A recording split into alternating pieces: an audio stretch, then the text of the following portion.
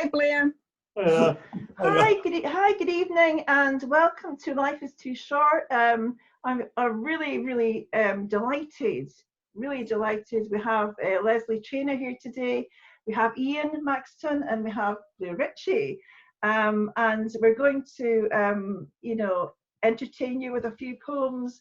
I hope you enjoy. I think Blair has one, haven't you? It's on my laptop, unfortunately. All right, it's on his laptop. Yeah. There's a wee McGonagall essay I composed this afternoon, but it's on my laptop. My laptop's next door, so. Yeah, because last week we were doing haikus and limericks, and Spike Milligan came to mind last week. That was really good fun. Spike Milligan, what a laugh we had, because all the technical difficulties that were happening with Spike Milligan, it was like as if he was actually in the room, Spike Milligan. And who is this William McGonagall chap? Well, this guy, he was an Irish weaver, poet, and actor who lived in Scotland.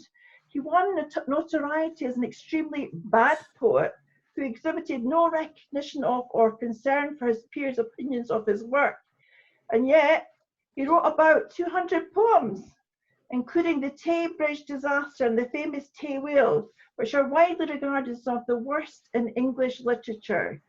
Groups throughout Scotland engaged him to make recitations from his work, and contemporary descriptions of these performances indicate that many listeners would actually appreciate his work. But he was trying to be serious, but he never came across as it was so funny, and yet it became so famous. He became the worst poet in the 19th century, I think it was, and then he became the funniest poet. So that's what we were doing, weren't we? Yes. Do you have one at the moment, or? It's on my laptop. I'm going to get it on my laptop. That's right. Ian, do you have one that you could share with us today?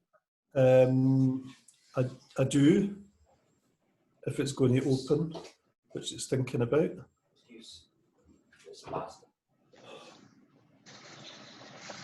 Yeah, do you want me to go just now? Yeah, please, Ian, yeah. Okay. It still burns. I feel it. That searing pain of knife slicing skin, tissue and muscle alike. The rusty blood smell, I can almost taste it. Or is the rustiness the blade? Could you be that cruel? Yes. That word sounded cold, calculated, unnecessarily spiteful. I think I'd always known the truth of it. I'd chosen to see the best. The floor tiles are as cold and hard as our actions and words. Now, I hope there is a light at the end of the tunnel. That was absolutely wonderful, and of course we know it's Mental Health Awareness Week as well, and that kind of resonates with me. It's the funny, the serious. I love that so much, very much. Sometimes people, and this is such an obvious thing to say, but allow me to say it anyway. Sometimes people say and do things, including on social media, obviously, and they have absolutely no idea of the consequences of what they've said and done. Yeah. And that's what that's about, if you can't guess for yourself, Yeah, I think words can be so cruel, can't they? Absolutely. And it's sometimes it's not even just the words themselves, it's the perceived motivation that's brought the words into being. Because you know how the mind can work sometimes, Rose, and you dig back, don't you, to work out the reasoning behind what's been said and done. And it's like a wound then that festers and becomes necrotic, and before you know it's just eating you up, and it's that. Yeah, it's like yeah, you're right. It's like a trigger, and it's a trigger, and as I say, if you can't say anything kind, please don't say anything at all. Yeah. That's the best way to go about it, if you can. I came to the conclusion I mean, again, it's not rocket science. That's what you've just said is the best advice at any point in our lives, isn't it? Yes. But it has to be the best advice, particularly at the moment, because every single one of us, I believe, is feeling something different because of this situation. Yes. We're all in some way out of kilter with what is our normal, you know? Mm-hmm. So to make particular comments and take particular courses of action right now, frankly, I find unforgivable, because I think even the person and the people doing it must know themselves that their life is out of kilter. Mm-hmm. This is not a time for throwing stones and making accusations and, you know, pointing at people and whatnot. Anyway, I've said my bit. Yeah, because people, you know, people have to understand that, you know, words do matter, and they, Yes. you know, and they do hurt a lot of people. Mm-hmm.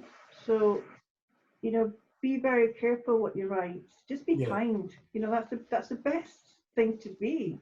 You know, and have a Absolutely. laugh. Like, you know, I know sometimes, you know, but you know, we're trying to be funny, but sometimes it is serious. People do have different perceptions of things, and yeah, what do you think? I think the problem is that there's no code of conduct for social media. People can say very much what they want. In any normal walk of life, there's a code of conduct. Mm-hmm. Mm-hmm. If you're at a meeting, for example, and somebody tries slander somebody else, so they stop it, that's not acceptable. In social media, people just say what they want, and there's no code of conduct, there's no repercussions. But it stays That's part of the problem. with me for days. If I've been The thing is, offended, there are it stays. repercussions, but usually they go unseen by the person that's thrown the pebble into the pond in the first place. Exactly. They don't Yeah. see the waves that they create, you know? That's a very good way of saying it. The waves, the ripple effect, Yes. the waves that they create. Yeah. They don't realise what's happening. You know, so make the waves kind. If you're going to do any waves, make them gentle and kind. You know. Does anybody have one more poem before the Zoom says? Something cheerful. Yeah, well, yeah, unless Blair's going to do one. You got one that Yes, you one more. memorise this. You got one you memorised?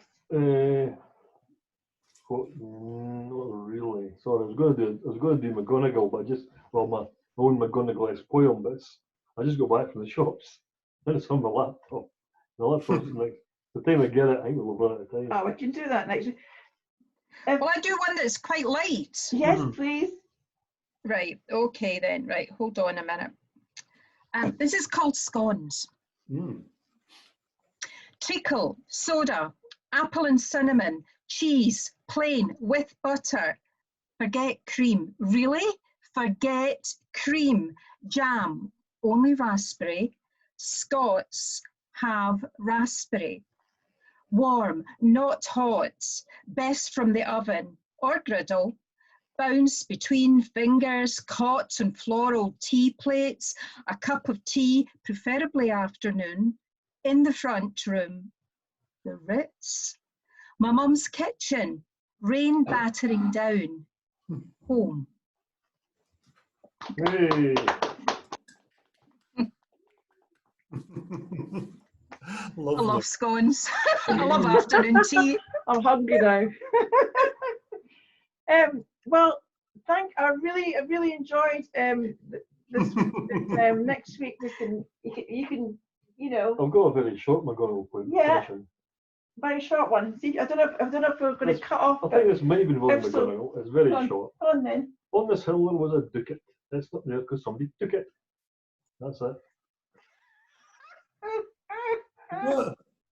I think I Hill there was a was the ducat. end of that. It's So not there because somebody McGonagall-esque, took it. isn't it? Right, actually, before we go, I have to actually admit that every year, and this is going to sound really weird, there's the McGonagall Society that meets just next, it's a house that sits in a graveyard, and you have got to go and perform a poem as in the style of McGonagall.